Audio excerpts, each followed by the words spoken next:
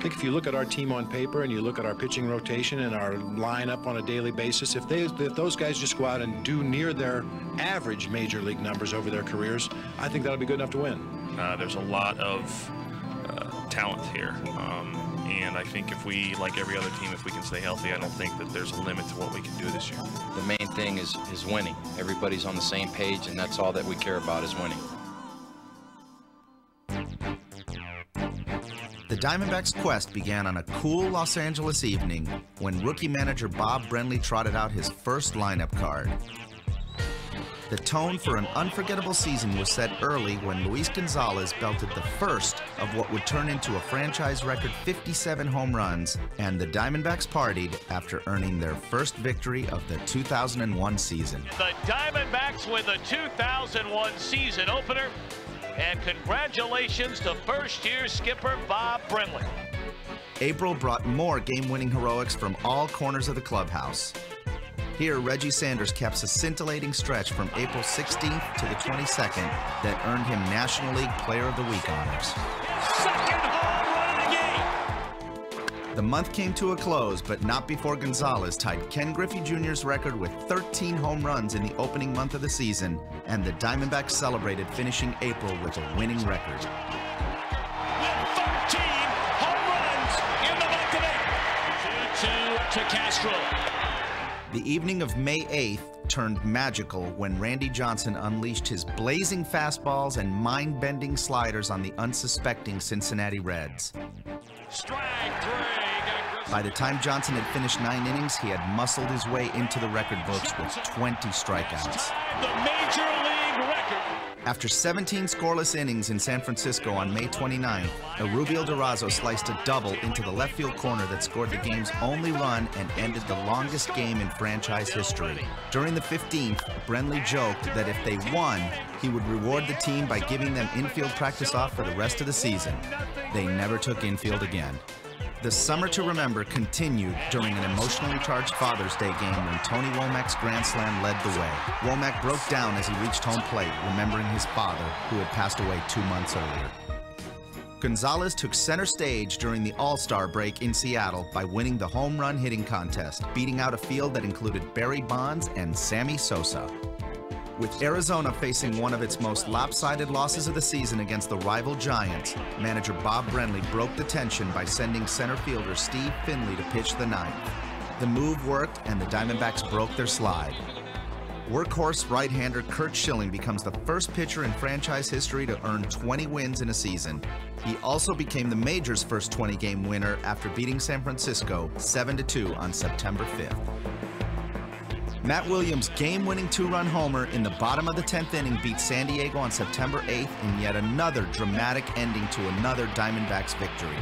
Just 1 inning earlier, Padres all-star closer Trevor Hoffman had his consecutive save streak snapped at 27 during a Diamondbacks come-from-behind rally in the bottom of the 9th. Arizona beat the Padres in 2 of the 3 games at Bank One Ballpark in a series that highlighted everything the Diamondbacks did right during their assault on the National League West.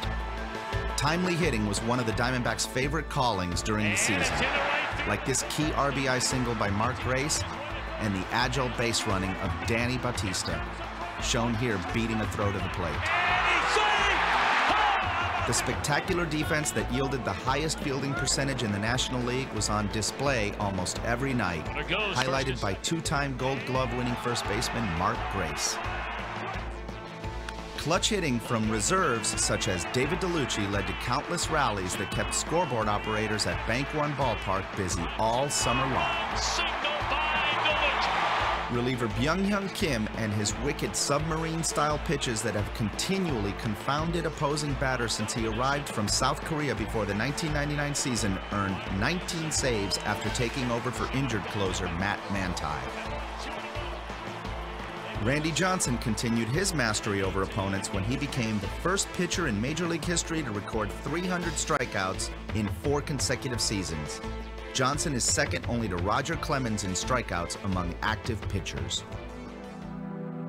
Tragedy struck on September 11th during the terrorist attacks on New York City and Washington, D.C. As the nation paused for reflection, so too did Major League Baseball.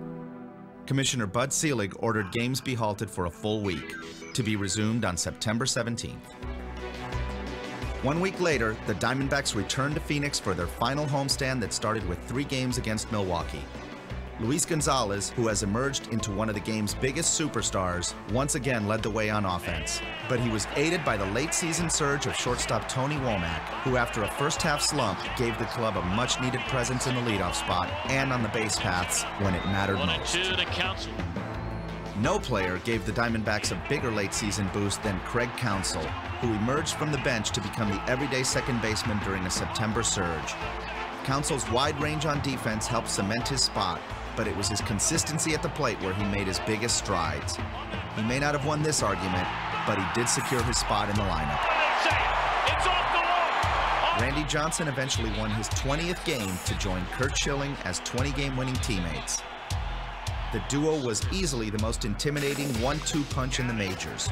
Johnson and Schilling finished first and second in earned run average and strikeouts, the two combining for 665 strikeouts, a new single-season Major League record for teammates.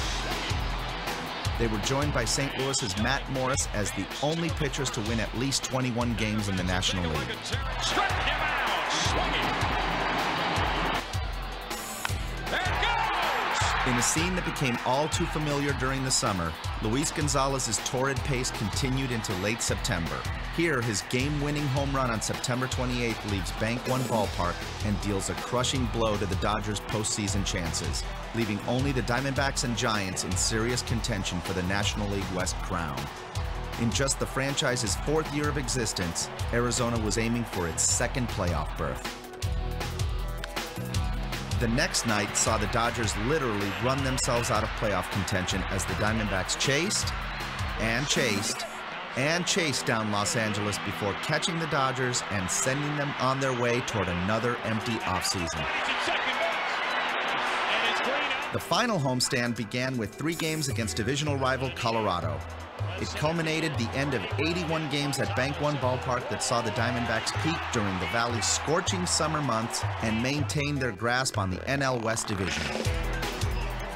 It all began during spring training in Tucson, where the seeds for this unforgettable season were first laid. The unbridled optimism that sprouted from those chilly days in mid-February spilled over and became the rallying cry for this talented ball club, one that muscled its way to the verge of the playoffs during a 3-game sweep over the Rockies. The 2001 season will long be remembered for memorable home runs, the standout starting pitching of Randy Johnson and Curt Schilling, strong relief efforts from Miguel Batista, Greg Swindell, and the ageless arm of Mike Morgan. Aggressive and unpredictable base running became the norm from this bunch. Timely defense from the club that turned the 3rd most double plays in the National League were a benchmark. Contributions kept coming from virtually every corner of the roster during what will surely be remembered as an unforgettable season. By the time the Rockies were sent packing, having lost all 3 games, the Diamondbacks were on the threshold of being crowned National League West champs for the 2nd time in 3 years. All that was needed was 1 more victory and 1 more loss by San Francisco. The fans did their part with a hearty send-off. The Diamondbacks did their part earlier in the night on October 5th with a victory in Milwaukee, and then waited and watched to see if the Giants would do theirs and lose. They immediately let loose once their mission had been reached. Champagne and smiles filled the room into the wee hours of the night.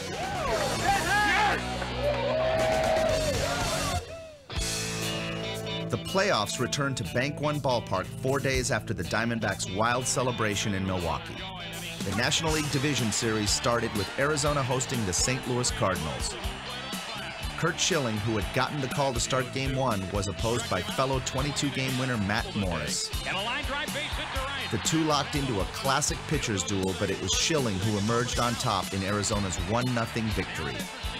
Schilling struck out 9 in posting just the 5th complete game victory in NLDS history. It was arguably the best pitched game ever by a Diamondback.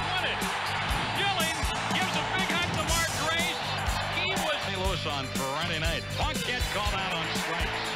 The big unit took the mound for Game 2 against the Cardinals. but it was evident early on that Randy Johnson would labor on this day. St. Louis struck for 2 quick runs in the first and another in the third on their way to a 4-1 victory that evened the best-of-5 series. No amount of defensive wizardry on this afternoon would help Johnson or the Diamondbacks, who then headed to St. Louis for the next 2 games. After splitting the 2 games at Busch Stadium, the series returned to Arizona for the deciding game. With the score tied and 2 outs in the bottom of the 9th, Tony Womack's bloop single to left sent Danny Bautista chugging home with the game-winning run, and the Diamondbacks were headed to the National League Championship Series, where they would face perennial power Atlanta. The Diamondbacks are going to the National League Championship Series against Atlanta. How about that?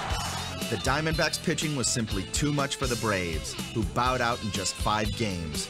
Arizona had snagged its first National League pennant.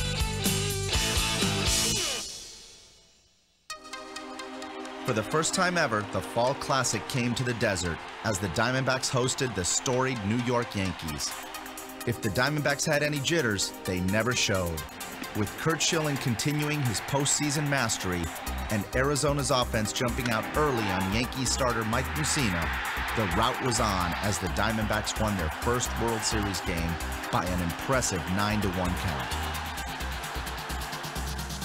Randy Johnson picked up the ball for Game 2, and by the time he completed his first World Series game, the Diamondbacks had defeated the Yankees 4-0. But this game was much closer than the final score indicated. Yankee starter Andy Pettitte nearly matched Johnson for 7 innings, the 2 squaring off in a tight pitcher's duel that saw Johnson strike out 7 of the first 9 hitters he faced. But then, in the 7th inning, Matt Williams launched a 3-run homer deep into the left field bleachers to provide the final margin of victory. For Williams, it was a historic homer, making him the first player ever to hit a World Series home run for 3 different clubs. From there, it was all Johnson the rest of the way, and Diamondback fans hailed the victors of the first 2 games of the 2001 World Series, with the players doing the same toward their fans. Diamondbacks win it 4-0. They're up 2-0. After a day off for the cross-country trip, the series moved to New York City and historic Yankee Stadium. In one of the more emotionally charged scenes in World Series history, President Bush strolled to the mound under a thunderous ovation to toss the ceremonial first pitch, marking the first time a sitting president participated in the first pitch ceremony in 45 years.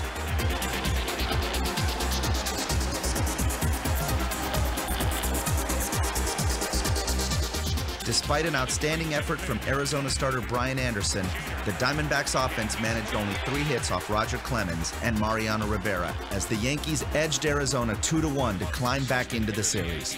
Pitching on 3 days rest for the first time in his career, Curt Schilling showed no ill effects in limiting the Yankees to 1 run in 7 innings. But Arizona couldn't manage to pull away from the Yankees, especially after plays like this by left fielder Shane Spencer and catcher Jorge Posada. As closer Byung-Hyun Kim looked on from the bullpen in the top of the 8th, the Diamondbacks added a pair of runs to push their lead to 3-1, the last one on this nice slide by pinch runner Midre Cummings. But then, in the bottom of the 9th, with 2 outs and Arizona holding a 2-run lead, Tino Martinez swatted a game-tying homer that left Kim and the Diamondbacks stunned beyond belief.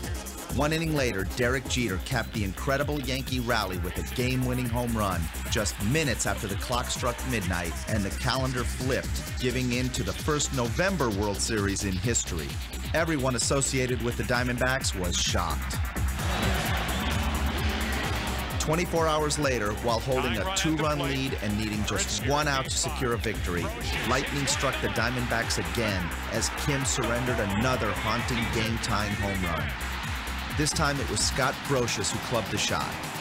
Diamondbacks teammates swarmed Kim, offering encouragement. 3 innings later, the Yankees completed another improbable evening with a 3-2 victory. They lead the series 3-2. Relieved to be out of Yankee Stadium's unforgiving shadow, the Fall Classic returned to the Valley for Game 6. Being home again was just the tonic the Diamondbacks needed as they wasted no time jumping all over Yankee starter Andy Pettitte and those who followed. Before the Yankees came to bat in the 4th inning, Arizona led 12-0. By the time the 5th inning was over, the Diamondbacks had a 15-run lead and cruised all the way to a 15-2 shellacking of the 3-time defending world champions. Arizona's 22 hits set a new World Series record and set the stage for what would turn into one of the most memorable Game 7s in sports history. Anticipation and tension filled the evening air, and a surprise flyover from a stealth bomber underscored the enormity of the event. Like a pair of prize fighters feeling each other out, the Diamondbacks and Yankees traded blanks for 5 innings until Arizona scored in the bottom of the 6th on Danny Bautista's RBI double. New York eventually tied the score before rookie Alfonso Soriano belted a go-ahead homer in the 8th, one that seemed to spell doom for the Diamondbacks, especially since New York closer Mariano Rivera, the greatest postseason reliever ever, blazed through Arizona's order in the 8th. But veteran Mark Grace led off the 9th with a sharp single up the middle that seemed to pump some much-needed life into the Diamondbacks and the sellout crowd. Damian Miller followed with a sacrifice bunt that turned into a devastating Yankee error when Rivera threw wildly to second. Tony Womack's double into the right field corner scored the tying run and sent the Diamondbacks dugout and the overflow crowd into delirium. The final stage was now set. One batter later, Luis Gonzalez lofted a soft flare over a drawn-in infield to score Jay Bell and end the game and the season. The Diamondbacks were the new World Series champions. The players stormed out of the dugout and embraced each other. Bedlam ensued well into the night. Managing general partner Jerry Colangelo proudly hoisted the World Series trophy. Curt Schilling and Randy Johnson shared Most Valuable Player honors, and the Diamondbacks, in just their 4th season, had become the youngest franchise ever to win the World Series. 2001 truly was an unforgettable season for the Arizona Diamondbacks.